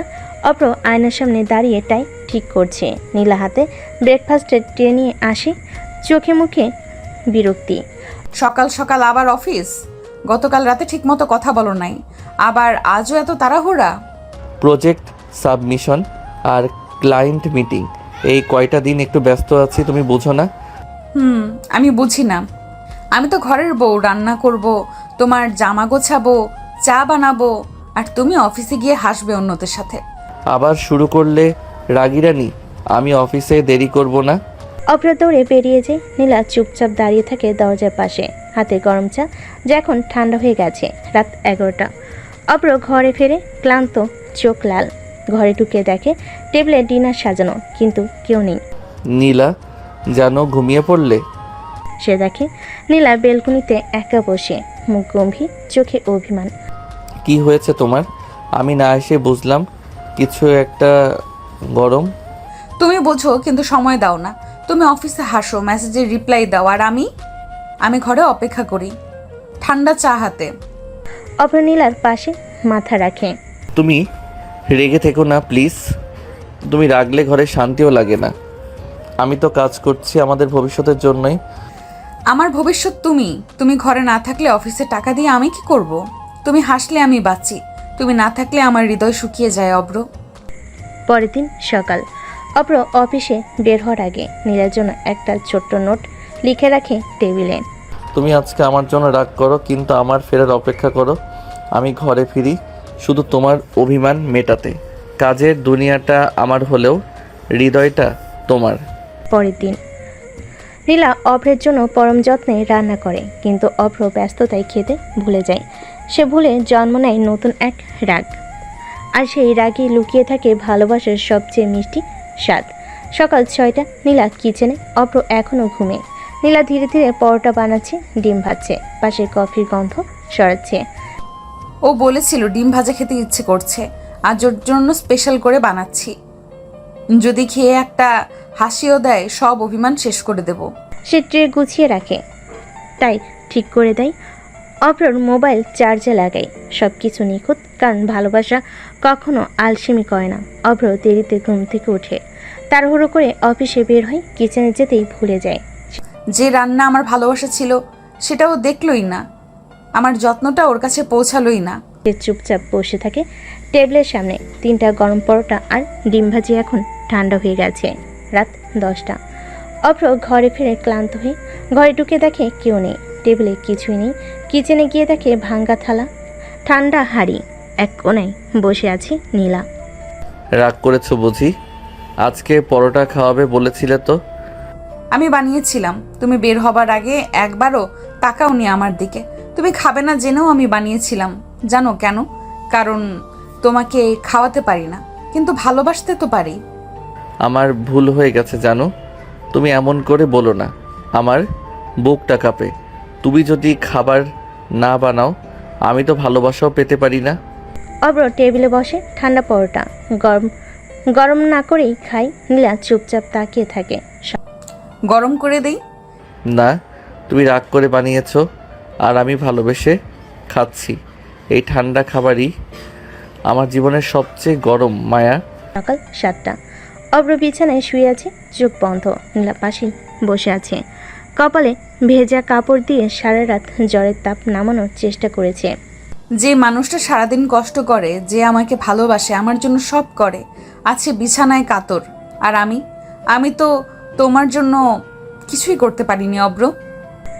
হঠাৎ অভ্র চোখ একটু খুলে বলে, তুমি আছো তো, তাই তো কষ্টে থেকেও শান্তি পাই। তুমি না থাকলে আমার জ্বর কখনো ভালো হতো না। তোমার তো জ্ঞান ছিল না, তবুও তুমি জানো আমি ছিলাম। তোর হাতের ছোঁয়া আমি হাজার মানুষের স্পর্শের থেকে আলাদা চিনতে পারি। তুমি শুধু বউ না, তুমি আমার ওষুধ। নীলা এবার হালকা হাসে, তারপর মমতায় ওর কপালে চুমু খায়। আজ আর তুমি অফিসে যাবে না, তুমি আমার কেয়ার নিবে আর আমি তোমার। চা বানাবো, স্যুপ বানাবো। পরের দিন অভ্র একটু সুস্থ বোধ করে। নীলা স্যুপ এনে দেয়, নিজের হাতে বানানো মুরগির স্যুপ। এই স্যুপে কিসের স্বাদ জানো? কি? ভালোবাসার, যত্নের আর রাগ করে বানানো অভিমানের জন্য। আর রাগ করে বানানো অভিমানের স্বাদ। তুমি না থাকলে এই বিছানা, এই ঘর, এই জীবন সব অসুস্থ থাকতো। প্রেম মানে শুধু ঘোরাঘুরি ছবি তোলা নয়, প্রেম মানে জ্বরে কপালে হাত রাখা, ঠান্ডা মাথায় করা চা বানানো, আর ভালোবাসা দিয়ে ওষুধের কাজ করা। বিয়ের 1 বছর পার হতে চলেছে, তবুও ছোট ছোট অভিমান আর না বলা ভালোবাসা আজও তাদের জীবনে চায়ের মতো সাথে আছে। রাতে অভ্র ফিরেছে অফিস থেকে ক্লান্ত হয়ে। ঘরে ঢুকে দেখে ঘর অন্ধকার। টেবিলে রাখা একটা কাগজ, তাতে নীলার হাতে লেখা, আমি কিছু বলবো না, তুমি সব বুঝে নাও অব্র। তুমি কি খেয়েছো, কি করেছো কিছু জানি না। আমি শুধু জানি আজ সারা দিন আমার সঙ্গে কেউ কথা বলেনি, আর আমি চুপ থেকেছি, কারণ তোমার চুপ থাকাকেই ভালোবাসা ভেবে নিয়েছি। নীলা। অভ্র কাগজটা হাতে নিয়ে গভীরভাবে পড়ে, তারপর ব্যাগ ফেলে সোজা নীলার ঘরে যায়। নীলা খাটের একপাশে মুখ ঘুরিয়ে শুয়ে আছে। তুমি জানো, তোমার এই না বলা কথাগুলোই আমাকে কষ্ট দেয় সবচেয়ে বেশি। তুমি না বললে আমি ভয় পাই তুমি আমার থেকে দূরে সরে যাচ্ছ কিনা। তুমি তো আমার কথা শোনো না, তুমি শুধু অফিস নিয়ে ব্যস্ত। একটু সময় চেয়েছিলাম, তুমি বললে রাতে 9টায় ফিরবো, আর ফিরলে 11:30টায়। জানো আমি দেরি করেছি ঠিক, কিন্তু তুমি জানো অফিস থেকে বের হওয়ার পর আমি তোর জন্য ফুল কিনে ফিরছিলাম, আর ট্রাফিকে আটকা পড়েছিলাম শুধু এই কারণেই যে তোর মুখে হাসি ফুটুক। সে ব্যাগ থেকে একগুচ্ছ গোলাপ বের করে, কিন্তু ফুলগুলো শুকিয়ে গেছে। এই ফুলগুলোর মতোই শুকিয়ে যাচ্ছে আমাদের গল্প। তুমি যদি রাগ করো আমি বুঝবো ঠিকই, কিন্তু তুমি যদি চুপ থাকো আমি ভেঙে যাব। তুমি এমন করে বললেই তো আমি কেঁদে ফেলি। তুমি রোজ অফিসে যাও, কষ্ট করো, আমি শুধু চাই রাতে একটু তুমি বলবে নীলা খেয়েছো, এইটুকুই তো চাওয়া। তারপর তার কপালে চুমু খায়, হাত ধরে বসে। ভালোবাসা আমি আগে বুঝতাম না, তুমি এসে শিখিয়ে দিয়েছো। তোমার রাগ, তোমার অভিমান, তোমার চুপ থাকা সবই আমার ক্লাস ছিল। আজ আমি জানি ভালোবাসা মানে চুপচাপ পাশে থাকা। ভালোবাসার মাঝে সবচেয়ে বেশি কষ্ট হয় তখনই যখন আমরা নিজেদের ইগো ধরে বসে থাকি, আর সেই ইগোই ধ্বংস করে দেয় ছোট্ট সুখগুলো। এক শুক্রবার বিকেলে অভ্র বন্ধুদের সাথে এক প্রজেক্ট মিটিংয়ে বাইরে যাবে বলে নীলাকে কিছু না বলে বেরিয়ে যায়। নীলা রান্না করছে, খেয়াল করে অভ্র নেই। সে অভ্র কোথায় গেলে? ফোনও নেই, জুতাও নেই, টাই নেই, মানে না বলেই বের হয়ে গেল। ফোন করে বন্ধ, বারবার ফোন করে এখনো বন্ধ। চোখে জল আসে, কিন্তু সে কিছু বলে না। রাত 9টা, অভ্র বাড়ি ফিরে হালকা হেসে। আজ একটু কাজ ছিল বন্ধুদের সঙ্গে, তোমাকে বলতে পারি নাই। তুমি তো আমায় বউ বানিয়েছো, কিন্তু পার্টনার বানাওনি। তুমি যদি বন্ধুদের কথা শুনে চলো আর আমাকে অজানা রাখো, তাহলে আমার কি দরকার এই ঘরে? আর একটু ইগো কম হলে হতো না? সব কিছু জানাতে পারি না আমি? সারা রাত কথা হয় না। পরের দিন দুপুরে অভ্র দেখে টেবিলে রাখা নীলার চিঠি। আমি ভুলে যেতে চাই যে আমি তোমার বউ। আমি মানুষ অভ্র। তুমি একবার আমি বাইরে যাচ্ছি বললে আমি রুটি না বানালেও তোমার জন্য পানি রাখতাম। তুমি আমার জন্য সময় না রাখো, ঠিক আছে, কিন্তু আমার কষ্টটা যদি তোমার কাজের চাপে হারিয়ে যায়, তাহলে বলো আমি কিভাবে থাকবো? অভ্র স্তব্ধ হয়ে যায়। সে বারান্দায় গিয়ে চুপচাপ বসে থাকে। নীলা তখন ভেতরে বিছানায় চুপচাপ, চোখে জল। আমি ভুল করেছিলাম, তুমি ঠিক ছিলে। আমি ভেবেছিলাম সম্পর্ক মানে সময় পেলে কথা বলা, না পারলে ব্যস্ত থাকা। কিন্তু আজ বুঝলাম তুমি আমার ছায়া। তোমার অজান্তে হাঁটলে আমি শুধু হারিয়ে যাই। নীলার পাশে বসে, মাথায় হাত রাখে। তুমি রাগ করো, অভিমান করো, সব ঠিক, কিন্তু আমায় ছেড়ে যেও না। আমার ভুল হয়েছে, তুমি ক্ষমা করো। আমি যাচ্ছি না, কিন্তু ভুল যেন আবার না হয়। আমি তোমার অব্র, তুমি যদি আমায় ছোট করে দাও আমি ভেঙে যাই। তোমার রাগ সহ্য করতে পারি, কিন্তু অবহেলা না। সকাল 10টা। অভ্র ঘুম থেকে উঠে একটু দেরিতে। ঘরটা অস্বাভাবিক নিশ্চুপ, কোনো রান্নার গন্ধ নেই, ব্রেকফাস্ট টেবিল খালি, বারান্দার পর্দাও নাড়া দেয়নি কেউ। নীলা, জানো কোথায় গেলে? চা বানাওনি? রাগ করলে? বিছানা গুছানো, আলমারি খোলা, কিন্তু নীলা নেই। বিছানার পাশে একটা ছোট্ট নোট। আজ একটু নিজের জন্য বের হয়েছি, তুমি কবে আমাকে সময় দিবে সেটা জানি না, তাই আজ আমি নিজেই নিজেকে সময় দিলাম। তোমার খাবার ফ্রিজে আছে, খেয়ে নিও। নীলা। অভ্র প্রথমে রেগে যায়। আরে বলেই তো যেতে পারতো, এসব ড্রামা না করলে চলে। কিন্তু ঘন্টা খানেক পর চা বানাতে গিয়ে চিনি খুঁজে পায় না, জামাটা খুঁজে পায় না, মোজাটা এক এক রুমে খুঁজে ফিরে। খাবার গরম করতে গিয়ে মনে পড়ে রান্নাটা সে কি গরম করতে জানে। এইটুকু সময় বুঝি তুমি না থাকলে আমি একদম অচল। তুমি আমাকে শুধু ভালোবাসো না, তোমাকেই আমার প্রয়োজন। দুপুর 2টা। অভ্র ফোন করে, রিং যায়, নীলা ধরে না। অভ্র চুপচাপ বসে থাকে সোফায়, ফোন হাতে, তারপরে একটা কাগজ কলম নিয়ে বসে। নীলা, তুমি না থাকলে আমার সকালে উঠতে ইচ্ছা করে না, চা খেতে ভালো লাগে না, ঘরের বাতাসটাও ভারী ভারী লাগে।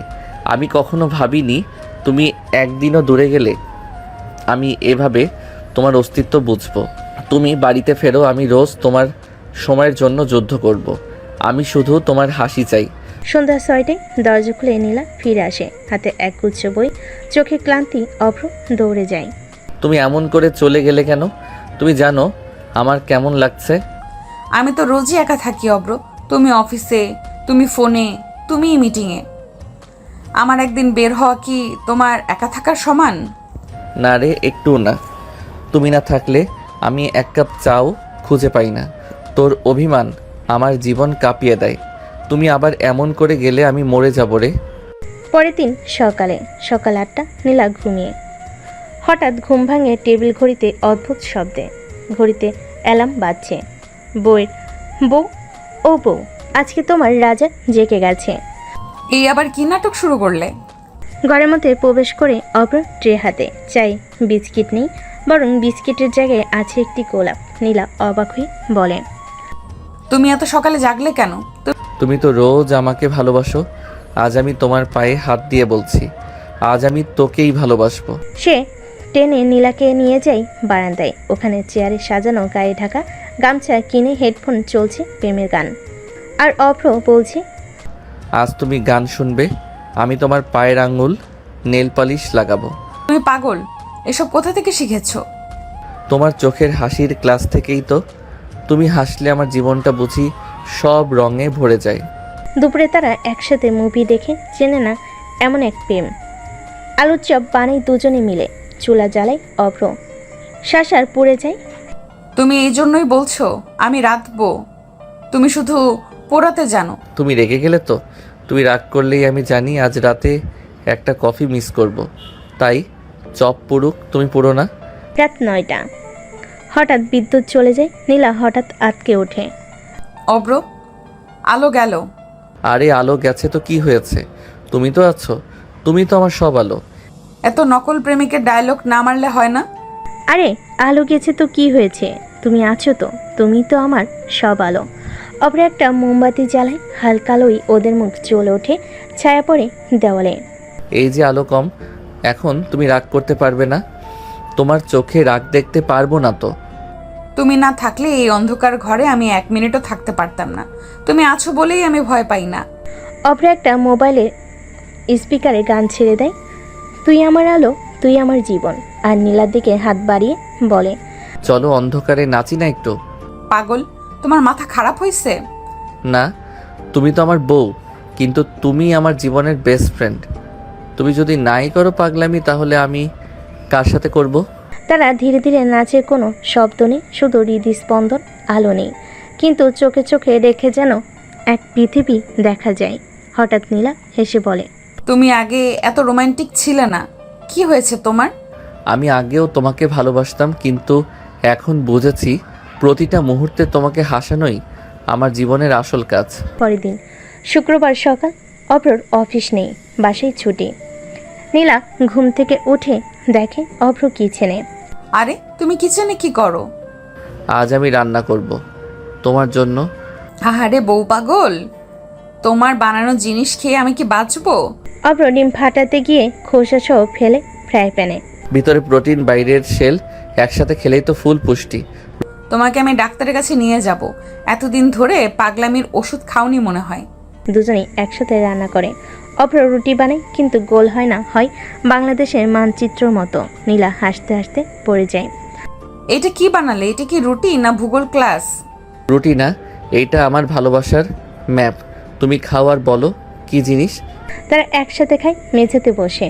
একটা গ্লাস ভেঙে যায়, চা পড়ে যায় শাড়িতে, কিন্তু কেউ রাগ করে না, শুধু চোখে হাসি। হঠাৎ অভ্র বলে, তুমি জানো, তুমি যখন হাসো তখন আমার মনে হয় জীবনটা এত কঠিন না। তুমি যখন কাছে থাকো তখন ঘরটাই বেহেশতের মতো লাগে। আর তুমি যখন এইসব বলো তখন আমার মনে হয় আমি দুনিয়ার সবচেয়ে সুখী মেয়ে। অভ্র ধীরে ধীরে কাছে এসে কপালে চুমু খায়। নীলা থমকে যায়, তারপর হেসে বলে, এই চুমুটা মনে রাখবো না, রাগের জন্য না ভালোবাসার জন্য। এইটা রাখবো কারণ এতে ছিল শান্তি। তুমি ছিলে, আমি ছিলাম, আর কিছু ছিল না। নীলা চোখ নামিয়ে রাখে। অভ্রর মুখের দিকে আর তাকাতে পারে না, যেন কপালে সেই চুমুতে সমস্ত আবেগ গলে গেছে। হঠাৎ একটুখানি বাতাস জানালার পর্দা উড়িয়ে দেয়। চারপাশে একটা নিস্তব্ধতা নেমে আসে। আমি চাই এই শান্তিটা সারা জীবন থাকুক। তুমি আমার পাশে থাকলেই হয়, বাকিটা আমি সামলাবো। আর যদি আমি না থাকি? তবে এই দুনিয়া থাকলেও আমার কিছু থাকবে না, কারণ আমার সব কিছুই তুমি। এক মুহূর্ত নীরবতা, তারপর, তুমি জানো এই কথাগুলোর ওজন কত? আমি এসব শুনে আবার ভেঙে পড়ি অব্র। আমি আর ভাঙতে চাই না। তুমি ভাঙলেও আমি তোমায় আবার জোড়া লাগাবো। তুমি কষ্ট পেলে আমি কাঁদবো, তুমি হাসলে আমি বাঁচবো, তুমি থাকলে আমি হব। নীলার চোখ চিকচিক করে, ঠোঁটে লুকানো হাসি। পাগল, এইভাবে বলো না এসব। আমি তোর জন্য নিচের সব ছেড়ে দিতে পারি, তুমি শুধু আমায় ছেড়ে যেও না। আমি কোনোদিন না। তুমি আকাশ হলে আমি হব তোমারই নীল রং। সেই রাতে জানালার বাইরে বৃষ্টির রিমঝিম শব্দে যেন পুরো পৃথিবী থেমে গিয়েছিল। অভ্র নীলা বসেছিল পাশাপাশি। একটা নতুন জীবনের শুরুতে কোনো ভয় ছিল না, কোনো সংকোচ না, শুধু ছিল ভালোবাসা আর একটা প্রতিশ্রুতি সারা জীবন একসাথে থাকার। তুমিই তো আমায় সবসময় সাহস দাও, কিন্তু আমি মাঝে মাঝে ভয় পাই অব্র। ভবিষ্যৎ কেমন হবে জানি না। ভবিষ্যৎ যেমনই হোক না কেন আমি থাকবো তোর পাশে, তোর হাত ধরে। ভয় পেলেই আমায় বলবে, আমি থাকবো। কাঁদতে ইচ্ছে করলে কাঁদবে, আমি চোখ মুছিয়ে দেব। নীলা মাথা রাখে অভ্রর কাঁধে। বৃষ্টির শব্দের মাঝেও মনে হয় যেন সব কিছু থেমে গেছে।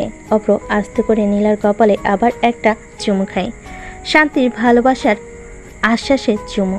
এই মুহূর্তটা শুধু আমাদের জন্য। তোমার নামে আমি একটা পৃথিবী বানাতে চাই, যেখানে রাগ থাকবে, হাসি থাকবে, ঝগড়া থাকবে, কিন্তু সবচেয়ে বেশি থাকবে আমি আর তুমি। একটু থেমে, আর শুনো, ঝগড়া হলে জিতার চেষ্টা করবে না, কারণ আমি হার মানতেই জানি না। ভেবো না আমি বউ হয়েছি বলে নরম হয়ে গেছি। একটা ঝগড়া হলে তুমি নাকি আমি কাঁদবো, দেখো। দুজনেই হেসে ফেলে। হাসির মাঝে বৃষ্টির তালে তালে রাতটা গভীর হতে থাকে, আর দুইটা হৃদয়ের গল্প জড়িয়ে যায় একসাথে চিরকালের জন্য। অপরা দাঁড়িয়ে দাঁড়িয়ে খুঁজছে শার্ট, আর নীলা রান্নাঘর থেকে গম্ভীর গলায় কথা বলছে। নীলা, আমার সাদা শার্টটা কোথায় রেখেছো? আজ মিটিং আছে, দেরি হয়ে যাচ্ছে। আমি কি তোমার ম্যানেজার নাকি? নিজের শার্ট নিজে রাখো, আর রাখলে মনে রাখো। আচ্ছা, সংসারে তো আমার কথার কোনো দামই নেই। তুমি রাগ করলে আমি চুপ, আমি ভুল করলেও আমি চুপ। তুমি চুপ বলেই তো সংসারটা শান্তিতে চলছে, আর আমি থাকলে তুমি চুপ করেই কান্না করতে। অভ্র কিছু বলবে এমন সময় নীলা সামনে এসে তার গলা ঠিক করে দেয়, তারপর চোখে চোখ রেখে মিষ্টি গলায় বলে, শার্ট তো আমি ঠিক করে রেখেছিলাম, তোমাকে ছাড়া আমার কিছুই ঠিকঠাক লাগে না, তাই তো ঝগড়ার ছলেই একটু বেশি কথা বলি। তুমি ঝগড়া করলে আমার অফিস যাওয়ার মনই চায় না। তুমি জানো তোমার এই রাগী মুখটাই আমার সবচেয়ে প্রিয়। নীলা হেসে ফেলে। অভ্র দরজার দিকে এগিয়ে যায়, হঠাৎ থেমে ফিরে তাকায়। আজ বিকেলে একটু আগে বের হব, তোমার জন্য কচি ইলিশ আনবো। তারপর সন্ধ্যায় আমরা ছাদে বসে খাবো, যেমন আগে খেতাম। তার মানে আজ আমাকে না রাগিয়ে প্রেম করবে? তোমার রাগই তো আমার প্রেমের ভাষা। সন্ধ্যায় ছাদে চায়ের কাপ বাতাসে উড়ে যাওয়ার নীলার চুল, অভ্র চোখে সেই চেনা চাহনি। একটা কথা বলো অব্র, বিয়ের এত বছর পরও কি তুমি আমাকে আগের মতো ভালোবাসো? ভালোবাসা তো পুরনো হয় না নীলা। তোমাকে ভালোবাসতে বাসতেই আমি আজ নিজেকে ভালোবাসতে শিখেছি।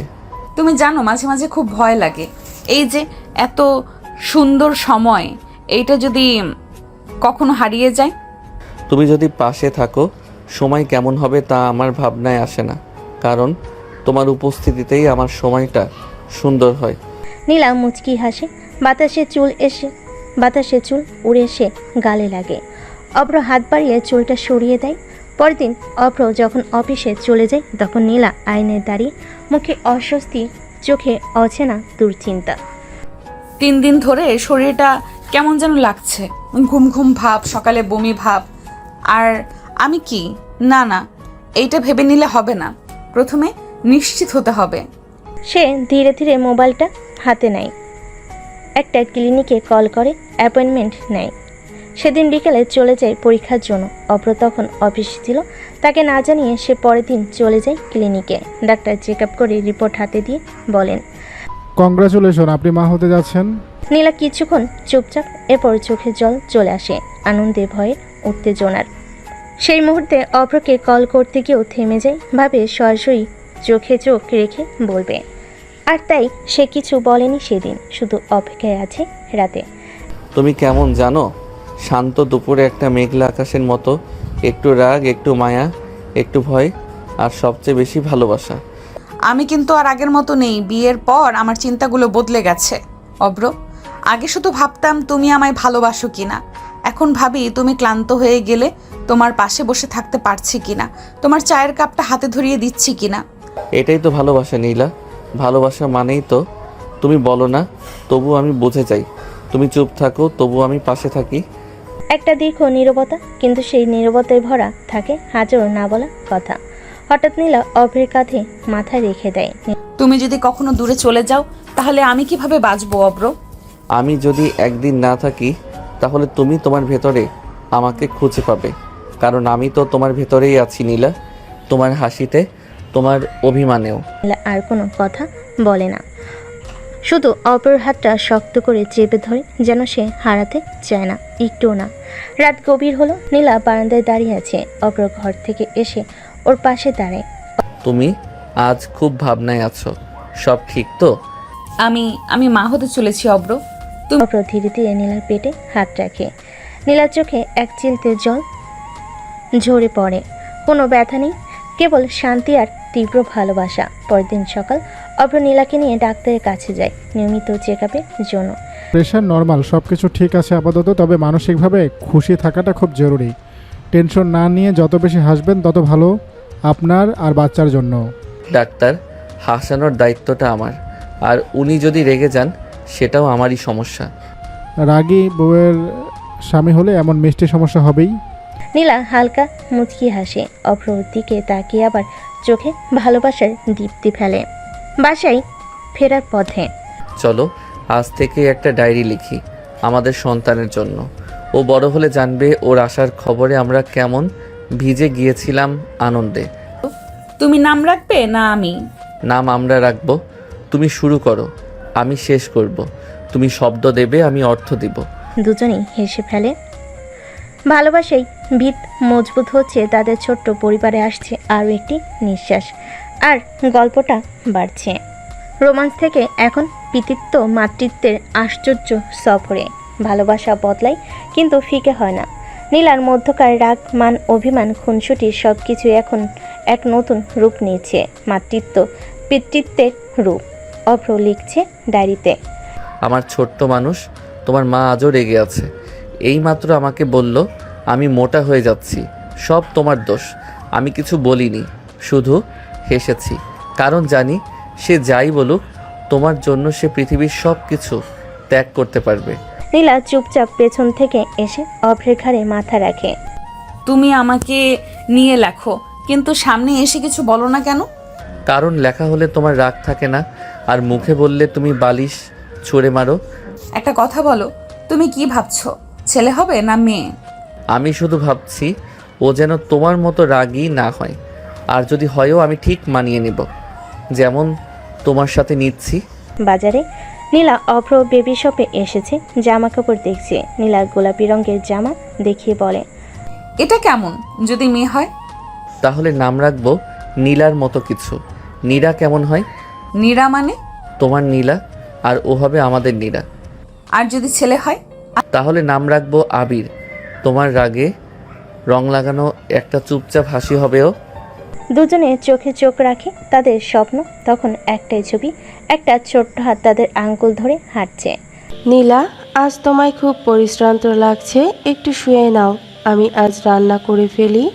আচ্ছা আম্মু। শাশুড়ি কাছে এসে ওর মাথায় হাত রাখে। রাতে অপরর হাতে পুটলি জামা কাপড়। সব কিনে ফেলেছি, শুধু একটা জিনিস বাদ, তোমার রাগ কমানোর যন্ত্র। সে তো কোনো দোকানে পাওয়া যায় না, তোমার ভালোবাসাতেই সেটা লুকিয়ে থাকে। কয়দিন কেটে যাচ্ছিল শান্তিতে। নীলা এখন আগের মতো চট করে রেগে যায় না, আর অভ্র এখন আগের চেয়ে বেশি যত্নশীল। যেন নীলার পায়ের শব্দ শুনেই বুঝে যায় ওর পেট ব্যথা করছে কিনা। এক সন্ধ্যায় নীলা হঠাৎ চুপচাপ বারান্দায় দাঁড়িয়ে থাকে। অভ্র এসে পাশে দাঁড়ায়। কি হয়েছে আজ এত চুপ কেন? ভয় লাগছে, জানো সবাই বলে মা হওয়া সহজ না। যদি আমি কোনো ভুল করে ফেলি, যদি আমার কারণে। চুপ করো, তুমি যদি একটা ভুল করো আমি 10টা ঠিক করে দেব। আর তুমি কারো মা নাও, শুধু তুমি আমার জীবন। তুমি যদি থাকো সব ঠিক থাকবে। নীলা চোখের জল জমি ওর কাঁধে মাথা রাখে। বাতাস বইছে, যেন তারাও এই নবাগত অতিথির অপেক্ষায়। পরের দিন ভোরবেলা হঠাৎ ব্যথা শুরু হয়। নীলা ঘুম থেকে উঠে হঠাৎ বুক চেপে বসে পড়ে। কথা বলতে পারছে না। অভ্র পাশে ঘুমাচ্ছিল। অব্র অব্র আমি আর পারছি না। অভ্র চোখ মেলে দেখে নীলার মুখ সাদা হয়ে গেছে। সে তড়িঘড়ি করে ওকে কোলে তুলে নেয়। তুমি কিছু বলো না, আমি আছি, সব ঠিক হয়ে যাবে। প্লিজ চোখ বন্ধ করো না। হাসপাতালে নার্সরা দৌড়াচ্ছে, ডাক্তাররাও ব্যস্ত। অভ্র চোখ ছলছল করে। বাইরে বসে সে একটানা দোয়া করছে, মনে মনে বলছে, হে আল্লাহ, তুমি আমার কিছু নাও, কিন্তু ওদের কিছু করো না। ও আমার সব, আর ওর ভেতরের মানুষটা আমার ভবিষ্যৎ। তুমি চাইলে আমি সব হারিয়ে বসে থাকব, কিন্তু ওদের কিছু হলে আমি ভেঙে যাব। কিছুক্ষণ পর ডাক্তারের মুখে হাসি। অভিনন্দন, আপনি বাবা হয়েছেন, একটা ফুটফুটে মেয়ে হয়েছে। মেয়ে দুজনেই সুস্থ আছেন। অভ্রের চোখে জল আসে। সে চুপচাপ ছুটে যায় কেবিনে, ঢুকে পড়ে। ভেতরে ঢুকে দেখে নীলা মাথা ঘুরিয়ে ওর দিকে তাকিয়ে আছে। চোখে ক্লান্তি, মুখে এক চিলতে হাসি, পাশে ছোট্ট একটা গোলাপি কাপড়ে মোড়ানো প্রাণ। অব্র, আমাদের নীরা এসেছে। না নীলা, আমার পৃথিবীটা এসেছে। তুমি 2বার আমাকে নতুন জীবন দিলে, একবার তোমার ভালোবাসায়, আর আজ তোমার মায়ের আত্মত্যাগে। সে নীলার কপালে চুমু খায়, তারপর ছোট্ট মেয়ের দিকে তাকিয়ে বলে, এই পৃথিবীতে অনেক গল্প থাকবে, কিন্তু তোর মার মতো সাহসী একজনই হবে। রাতে অভ্র হাতে ডায়েরি নিয়ে লিখছে, আজ তুই এলি, ছোট্ট হাত, ছোট্ট নিঃশ্বাস। তোর মা তোর জন্য আজ জীবন দিয়ে উঠে দাঁড়িয়েছে। তুই কখনো বুঝবি না কতটা ভালোবাসা লুকিয়ে আছে তোকে নিয়ে, কিন্তু আমি জানি তোদের দুজনকে একসাথে পেলে আমি পৃথিবীর সবচেয়ে ধনী মানুষ। তো দর্শক, আজকের গল্পটি থেকে এখানেই বিদায় নিচ্ছি, আর অপেক্ষা করুন পরবর্তী ভালোবাসার গল্পের জন্য। সেই পর্যন্ত ভালো থাকবেন এবং লাইক, কমেন্ট, শেয়ার করে আমাদের সাথেই থাকুন। আর নতুনরা কিন্তু সাবস্ক্রাইব করতে ভুলবেন না। আল্লাহ হাফেজ।